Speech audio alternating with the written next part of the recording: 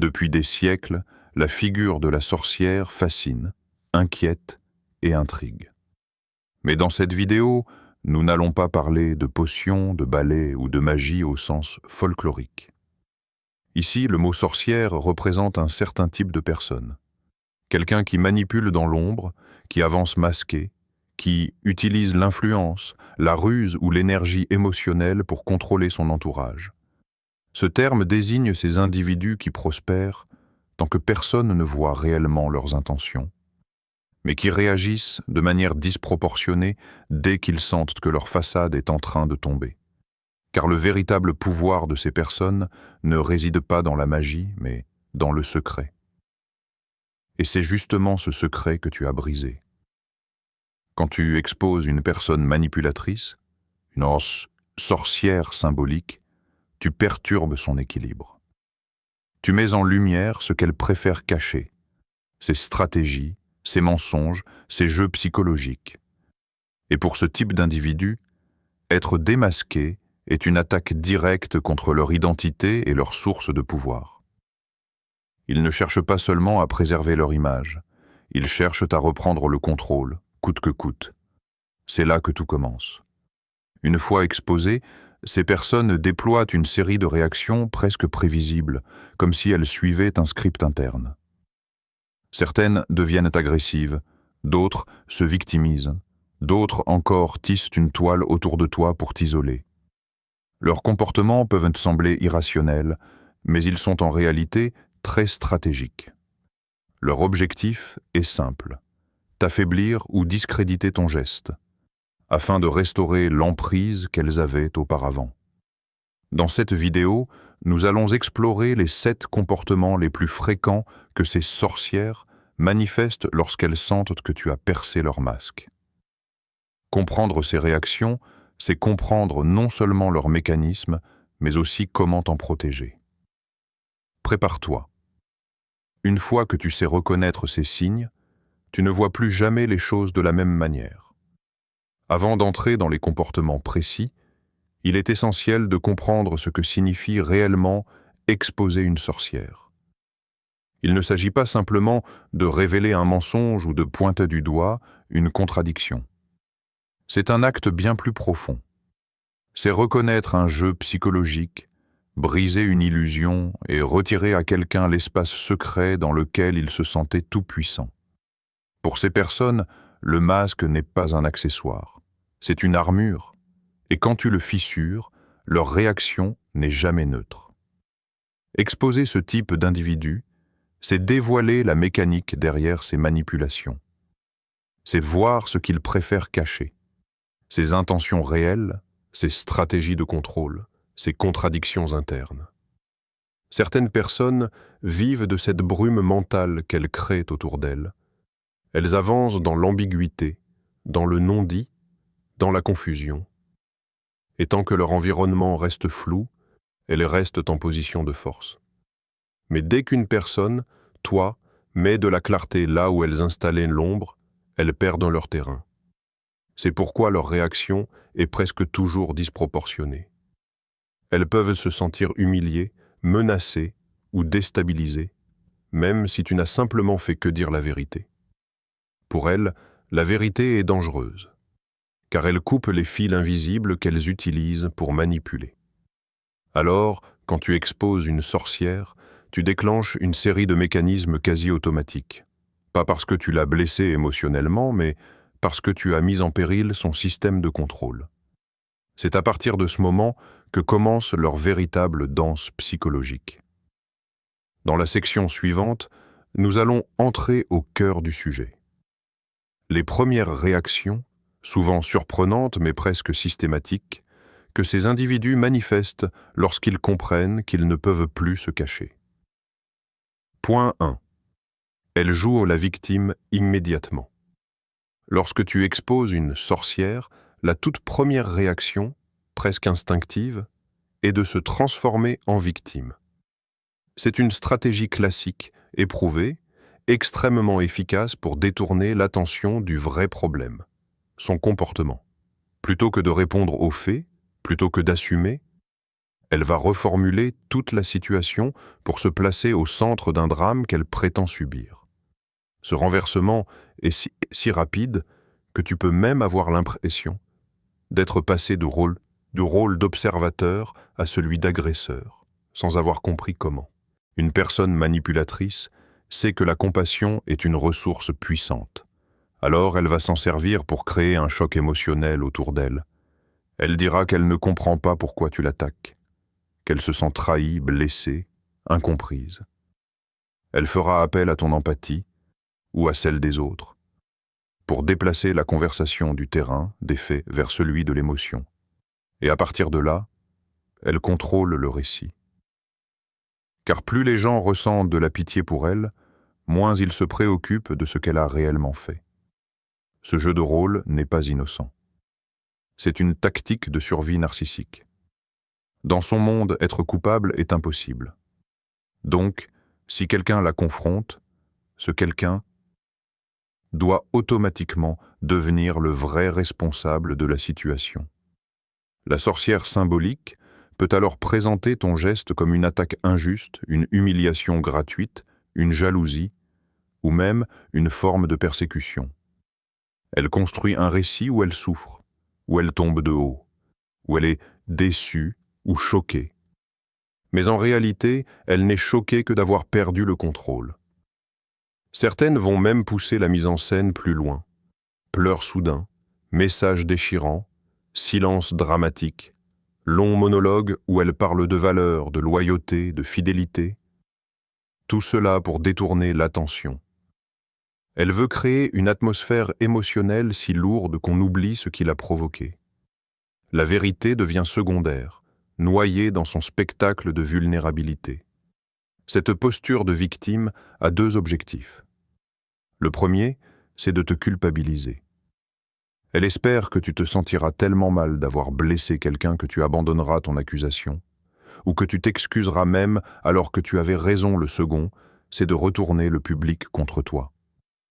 Car si elle réussit à convaincre les autres qu'elle est l'être fragile, agressé par ta dureté, elle te prive de soutien et t'isole. Et une personne isolée est beaucoup plus facile à neutraliser. Ce coup de théâtre initial fonctionne souvent parce qu'il est brutal et inattendu. Mais une fois que tu sais reconnaître ce mécanisme, son illusion tombe immédiatement. Tu vois alors la logique derrière ces gestes. Ce n'est pas de la douleur, c'est de la stratégie. Ce n'est pas de la fragilité, c'est une manœuvre. Et paradoxalement, c'est souvent à ce moment précis, quand elle joue la victime avec le plus de théâtralité, qu'elle révèle involontairement sa vraie nature. Point 2. Elle lance une campagne de diffamation subtile. Lorsque la posture de victime ne suffit pas à inverser la situation, la sorcière passe à la deuxième phase, la campagne de diffamation. Et contrairement à ce qu'on pourrait croire, ce n'est pas une attaque frontale, bruyante ou assumée. Non, c'est une attaque silencieuse, graduelle, presque imperceptible. Jusqu'au moment où tu réalises que ton image a été lentement grignotée dans l'esprit des autres. La manipulatrice, c'est une chose essentielle. Pour regagner du pouvoir, elle doit contrôler ce que les autres pensent de toi.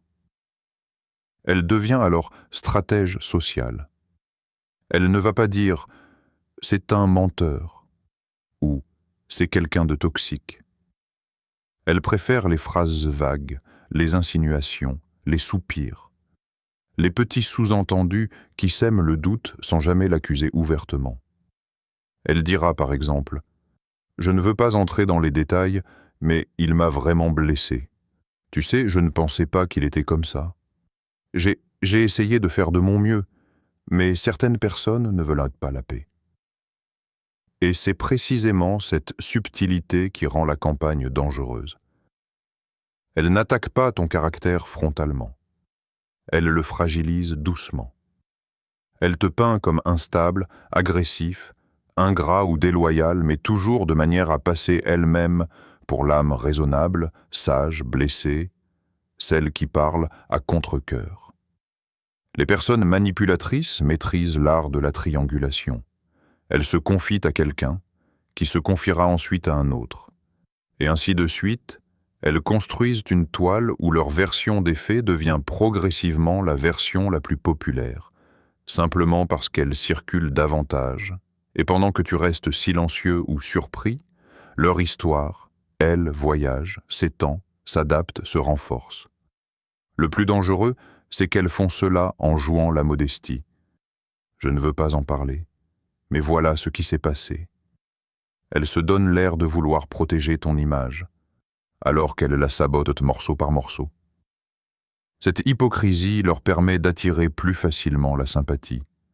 Les gens voient quelqu'un qui souffre, mais qui reste digne.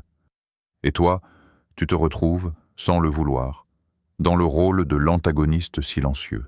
Cette méthode est d'autant plus efficace qu'elle n'a pas besoin d'être précise. Le doute est une arme suffisante. Une simple phrase floue peut détruire plus lentement et plus profondément qu'une attaque directe. Elle n'a pas besoin de preuves. Elle n'a pas besoin de cohérence. Il suffit qu'elle insinue que quelque chose s'est passé, et beaucoup combleront eux-mêmes les blancs avec leur imagination. Pourquoi agit-elle ainsi? Parce qu'une fois démasquée, elle ne cherche pas la vérité, elle cherche la domination, et si elle ne peut pas restaurer son pouvoir en t'atteignant directement, elle tentera de détruire ta réputation pour prouver qu'elle a encore un contrôle sur ton environnement. C'est sa manière de dire « Tu crois m'avoir exposé, mais je peux toujours influencer ce que les autres pensent de toi. » Reconnaître cette campagne demande du recul, du calme et de l'observation. Mais une fois que tu vois les indices, les rumeurs vagues, les comportements soudainement distants, les regards chargés de doute, tu comprends que cette stratégie n'est pas un accident. C'est un mécanisme, un script, une signature. Point 3. Elle tente une reconquête psychologique. Lorsque la campagne de diffamation ne donne pas les résultats espérés, ou lorsque la sorcière sent qu'elle perd définitivement son emprise, elle active une stratégie beaucoup plus douce en apparence, mais tout aussi calculée, la reconquête psychologique. C'est une forme de love bombing inversée où elle ne cherche pas à t'aimer, mais à te désarmer, contrairement au love bombing classique qui survient au début d'une relation. Ce mouvement arrive après un conflit, au moment où tu t'éloignes. Et c'est précisément ce qui le rend si surprenant.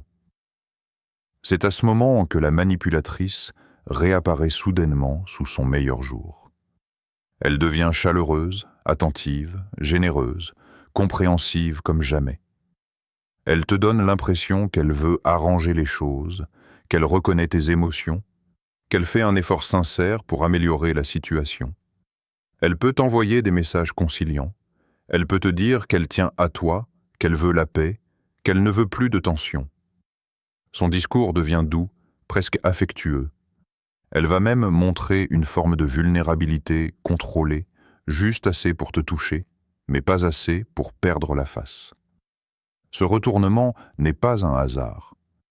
Il intervient parce qu'elle a compris qu'être agressive ou victimisée ne fonctionne plus. Alors, elle change de masque. Elle remet en scène la version idéalisée d'elle-même, celle qui charme, celle qui séduit, celle qui sait comment te faire baisser la garde. Le but n'est pas de réparer la relation, mais de reprendre accès à ton esprit, à ta confiance, à ton attention, et si tu observes bien, tu remarqueras une constante. Son discours est toujours orienté vers le nous plutôt que vers elle. Elle ne s'excuse jamais véritablement, ou alors de manière extrêmement vague. Elle contourne sa responsabilité, mais s'attache à créer une atmosphère de réconciliation qui semble trop belle pour être vraie. Elle dira des choses comme « On ne devrait pas se déchirer comme ça, je pense que c'est juste un malentendu. Je tiens beaucoup à toi, je veux qu'on retrouve notre connexion. » Ce sont des phrases douces, mais ce sont surtout des clés. Elles ouvrent la porte de ton empathie, et une fois cette porte entr'ouverte, elle tente de réinstaller son influence. Elle veut te ramener émotionnellement à l'endroit où elle pouvait encore te manipuler. Ce stratagème peut être extrêmement déstabilisant, surtout si tu étais habitué à ses comportements durs ou imprévisibles. Son soudain retour au calme peut créer une confusion interne. Tu te demandes si tu n'as pas exagéré, si elle ne mérite pas une seconde chance, si vous ne pourriez pas repartir sur de bonnes bases. Et c'est là que son piège se referme. Parce qu'au moment où tu lui redonnes un peu de place, elle récupère l'avantage psychologique que tu avais commencé à gagner. La vérité, c'est que cette gentillesse n'est presque jamais authentique. Elle est stratégique. Elle est activée uniquement quand elle sent qu'elle perd. Elle ne cherche pas l'harmonie, elle cherche l'accès. Et une fois cet accès récupéré, elle redeviendra ce qu'elle était. Parfois même plus manipulatrice encore, car elle aura compris ce qui fonctionne sur toi. Reconnaître ce love bombing inversé, c'est reconnaître que certaines personnes ne changent pas, elles s'adaptent. Leur gentillesse n'est pas une évolution, mais une manœuvre. Et la seule véritable façon de ne pas tomber dans ce piège, c'est d'observer leurs actions à long terme, pas leurs moments de douceur calculés .4. Elles cherchent à te faire douter de ta version des faits. Quand la sorcière réalise que ni la victimisation ni la gentillesse stratégique ne suffisent à reprendre le contrôle, elle passe à une tactique bien plus insidieuse. T'attaquer mentalement, directement, en essayant de modifier ta perception de la réalité. C'est ce qu'on appelle le gaslighting. Un outil extrêmement puissant, car il ne vise pas à prouver qu'elle a raison, mais à te faire croire que toi, tu as tort. L'objectif est simple, t'épuiser psychologiquement jusqu'à ce que tu abandonnes ta position. Elle va donc réécrire les événements, minimiser ce qu'elle a fait, amplifier ce que tu as dit, ou même inventer des éléments qui n'ont jamais existé. Et tout cela dans un ton faussement calme, logique ou bienveillant pour te donner l'impression que c'est toi qui es dans l'excès. Elle dira des phrases comme « Tu interprètes mal les choses »,« Je n'ai jamais dit ça, tu te trompes »,« Tu dramatises encore, comme d'habitude »,« Tu es sûr de toi ? Parce que moi je m'en souviens différemment ». Et le plus déstabilisant, c'est qu'elle dira ces choses avec une certitude glaciale. Elle ne doute jamais. Elle n'hésite jamais. Elle affirme. Parce qu'elle sait qu'un mensonge dit avec confiance peut parfois sembler plus vrai qu'une vérité dite avec émotion. Peu à peu, elle tente de t'enfermer dans un brouillard mental. Elle efface les limites, modifie les repères, t'empêche de t'appuyer sur ta mémoire et sur ton ressenti. Et si tu oses insister, elle retourne ta fermeté contre toi. Tu vois, tu deviens agressif. C'est ce que je disais. C'est une technique de domination psychologique extrêmement raffinée. Elle te pousse dans un état de confusion, puis elle utilise cette confusion comme preuve que tu n'es pas fiable. Et ce n'est pas tout. Elle peut aussi se servir de ton entourage pour renforcer ce doute. Elle distille subtilement l'idée que tu es trop sensible, parano, toujours sur la défensive. Elle ne nie plus seulement la réalité, elle s'attaque à ton identité. Si les autres commencent à douter de toi, elle sait que tu finiras par douter de toi-même. Cette stratégie n'a pas pour but de résoudre le conflit, ni de clarifier quoi que ce soit. Son seul but est de te ramener dans un état où tu te remets à chercher sa validation, parce que ta confiance en toi a été minée. Une fois que tu doutes suffisamment de ton propre jugement, elle peut reprendre sa place dans ta tête. Elle n'a plus besoin d'expliquer, plus besoin de se justifier. Tu ne remets plus rien en question. Le gaslighting est l'arme préférée des manipulateurs lorsqu'ils sentent que leur contrôle leur échappe. Et paradoxalement, c'est souvent au moment où ils insistent le plus que tu déformes la réalité qu'ils révèlent qu'ils sont en train de perdre leur point 5. Elles utilisent la peur ou la menace passive. Quand les tentatives émotionnelles, les manipulations sociales et le gaslighting échouent, la sorcière passe à une stratégie plus sombre. La peur, elle ne va pas forcément t'attaquer directement. C'est trop risqué, trop évident, trop facile à retourner contre elle. Non. À ce stade, elle préfère utiliser la menace passive, la tension silencieuse, l'intimidation subtile. Bref, tout ce qui peut te faire sentir en danger sans jamais qu'elle n'ait besoin de le dire clairement. La menace passive fonctionne sur un principe simple, que ton esprit imagine le pire. Elle laisse donc des phrases floues, des allusions inquiétantes, des gestes ambigus. Elle peut dire « Tu ne sais pas dans quoi tu t'embarques. Si j'étais toi, je ferais attention. Certaines choses pourraient mal tourner. » Rien n'est explicite, rien n'est direct.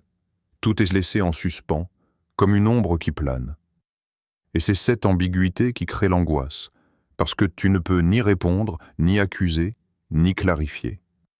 Elle veut t'obliger à marcher sur des œufs, à anticiper, à ruminer, à te sentir menacé sans pouvoir mettre de mots sur ce qui te menace. Elle peut aussi adopter ce qu'on appelle la présence hostile, silencieuse. Elle arrête de parler, mais te regarde différemment. Elle devient distante, froide, imprévisible. Elle peut ignorer tes messages, changer brusquement d'attitude, adopter un comportement rigide et étrange. Ce silence n'est pas un retrait. C'est une pression psychologique. Un silence conçu pour te faire sentir qu'elle se prépare à quelque chose. Dans certains cas, elle peut même utiliser des gestes plus théâtraux, ranger des choses brusquement, claquer une porte, envoyer un message très court, écrire des phrases vagues comme « tu vas voir » ou « j'espère pour toi que… » Rien d'illégal, rien de clairement menaçant, mais tout conçu pour te mettre dans un état d'alerte. Pourquoi agit-elle ainsi? Parce que la peur est une forme de contrôle. Elle sait que si tu commences à t'inquiéter, tu deviens plus docile, moins sûr de toi, plus facile à manipuler. La peur te fait revoir tes priorités. Tu passes du désir de vérité à la recherche de sécurité. Et dès que tu veux éviter les problèmes plutôt que les affronter, elle regagne du terrain. Elle peut également tenter d'utiliser la peur sociale. Te faire croire que les autres vont se retourner contre toi, que tu vas passer pour la mauvaise personne, que tu vas perdre des soutiens. Elle peut laisser entendre qu'elle a des gens derrière elle. Là encore, tout est flou, tout est suggéré, jamais affirmé. La vérité, c'est que la menace passive n'est pas un signe de force. C'est un signe de panique. C'est la réaction de quelqu'un qui n'a plus de carte à jouer, plus de contrôle, plus d'arguments. Alors elle utilise l'ombre pour masquer sa faiblesse. Elle espère que tu reculeras par instinct, par stress, par fatigue émotionnelle. Mais une chose est certaine, quand une personne manipulatrice en arrive au point d'utiliser la peur, c'est qu'elle a déjà perdu la bataille psychologique. Elle tente simplement de te faire croire le contraire. Point 6. Elles essaient de recruter des alliés contre toi. Quand la sorcière sent que ses manipulations directes ne fonctionnent plus, elle active l'une de ses tactiques les plus redoutables, la triangulation. C'est l'art de créer un triangle relationnel où une troisième personne ou un groupe est utilisé comme arme, comme bouclier ou comme relais. Le but est simple, ne jamais t'affronter directement. Te combattre à travers les autres est bien plus efficace, bien plus subtil, et surtout, beaucoup moins risqué pour elle. La triangulation repose sur une idée clé. Si elle ne peut plus contrôler ta perception, elle va contrôler celle des gens autour de toi. Et une fois qu'elle atteint ton entourage, elle t'atteint par ricochet. C'est une forme de guerre psychologique sociale. Elle commence par identifier les personnes les plus influençables, les plus empathiques ou les plus proches de toi. Ensuite, elle les approche avec un discours parfaitement calibré. Pas d'attaque frontale, non, ça ferait trop méchant. Elle préfère l'air blessé, raisonnable, calme. Elle se confie juste pour vider son cœur, juste pour comprendre, juste pour éclaircir les choses. Elle dira des phrases comme « Je suis vraiment inquiète pour lui, je ne veux rien dire, mais il m'a traité d'une façon bizarre. » Je crois qu'il traverse quelque chose, ce n'est pas quelqu'un de mauvais. Cette fausse compassion est une arme. Elle ne te salit pas directement. Elle installe un doute. Un doute qui suffit pour que ton entourage commence à se distancer, à t'observer autrement, à se demander si quelque chose cloche. Et pendant ce temps, elle continue à alimenter sa version de l'histoire, toujours avec délicatesse, toujours avec soin, comme quelqu'un qui souffre, mais qui essaie de rester digne. C'est un décor savamment construit. Elle veut apparaître comme la personne raisonnable, silencieuse, blessée. Et toi comme l'élément instable. Une fois qu'elle réussit à influencer ne serait-ce qu'une personne, cette personne devient son médiateur involontaire. Elle parlera pour elle, répétera ses inquiétudes, et à force, donnera du poids à son récit. La triangulation peut prendre plusieurs formes. Parfois, elle utilise quelqu'un pour te surveiller, pour savoir ce que tu dis, ce que tu ressens, comment tu réagis.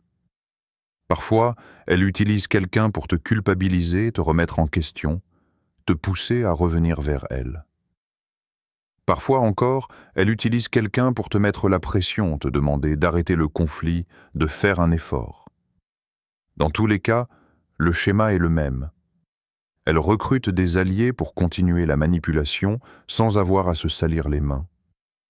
Ce qui rend cette stratégie particulièrement toxique, c'est qu'elle peut toucher même les personnes les plus loyales envers toi.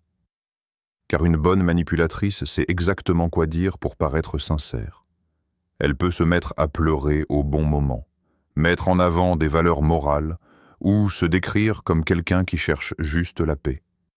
Et tes proches, de bonne foi, peuvent se faire prendre au piège. La triangulation, ce n'est pas une attaque contre une seule personne. C'est une attaque contre une dynamique sociale entière. Elle tente de redessiner le réseau autour de toi pour te fragiliser émotionnellement, psychologiquement et relationnellement. C'est sa manière de dire « Tu crois m'avoir exposé, mais regarde, j'ai encore du pouvoir. » Mais en réalité, cette stratégie trahit une chose essentielle. Elle n'a plus la maîtrise directe de la situation. Elle doit passer par les autres parce qu'elle n'a plus d'accès à toi. Elle agit par procuration parce qu'elle ne peut plus agir frontalement. Elle a perdu du terrain. Et la triangulation n'est qu'une tentative désespérée de le récupérer, point 7. Elle s'éloigne, puis prépare un toutou. Un retour stratégique. Lorsque toutes les autres stratégies échouent, la victimisation, la diffamation, le love bombing inversé, le gaslighting, la menace passive et la triangulation, la sorcière active sa dernière carte, le retrait calculé. Elle disparaît, du moins, c'est ce qu'elle veut te faire croire. Ce silence n'a rien à voir avec la paix ou l'abandon du conflit. C'est un repli tactique, une pause pendant laquelle elle observe, calcule et prépare son prochain mouvement. Dans un premier temps, son retrait peut te surprendre. Tu pourrais même croire qu'elle est passée à autre chose, qu'elle s'est lassée du jeu, ou qu'elle a enfin compris qu'elle ne peut plus te manipuler. Mais en réalité, ce silence est une façon de te tester. Elle veut voir si tu vas revenir vers elle, si tu vas culpabiliser, si tu vas chercher à comprendre ce qui ne va pas. Elle analyse ta réaction comme un prédateur qui attend que sa proie baisse sa garde. Pendant cette phase d'éloignement, elle reconstruit son image. Elle se montre calme, rayonnante ou très occupée sur les réseaux sociaux, comme si ta confrontation ne l'avait jamais affectée. C'est une façade soigneusement construite pour transmettre un message « Je vais très bien sans toi ». En réalité, ce qu'elle veut, c'est te déstabiliser. Faire croire qu'elle a tourné la page, que tu n'as plus d'importance, que tu n'as eu aucun impact sur elle. Ce masque de détachement vise un seul objectif: piquer ton ego et affaiblir ta résolution. Mais le plus intéressant n'est pas sa disparition. C'est son retour. Le retour de la manipulatrice n'est jamais spontané, jamais innocent. Il arrive au moment où elle estime que tu es vulnérable, isolé, nostalgique, fatigué ou simplement moins sur tes gardes. Elle peut t'envoyer un message amical, un salut inattendu, une phrase pleine de nostalgie ou même une erreur volontaire. Un message prétendument envoyé à la mauvaise personne. Tout est conçu pour rouvrir un canal de communication sans jamais admettre son intention. Ce retour peut prendre plusieurs formes. Le retour nostalgique. Je repensais à certains moments. J'espère que tu vas bien. Le retour vulnérable. J'ai traversé une période difficile. J'avais besoin de me recentrer. Le retour neutre. Tu avais laissé quelque chose chez moi. Le retour amical. On devrait parler un jour, si tu veux. Mais ce qu'il faut comprendre, c'est que son retour n'a rien à voir avec toi. Il n'a rien à voir avec la paix, avec la réconciliation, ni avec une quelconque maturité émotionnelle. Son retour est stratégique. Elle revient parce qu'elle pense qu'il y a encore quelque chose à gagner. Du contrôle, de l'attention, de l'énergie, ou même juste la satisfaction de te faire retomber dans une dynamique qu'elle pensait perdue. Certaines sorcières peuvent même revenir avec un masque complètement différent, plus sage, plus douce, plus spirituelle, comme si elles avaient vécu une transformation intérieure. Mais ce n'est qu'un déguisement de plus. Leur changement ne vient pas de la prise de conscience, mais de la nécessité de s'adapter.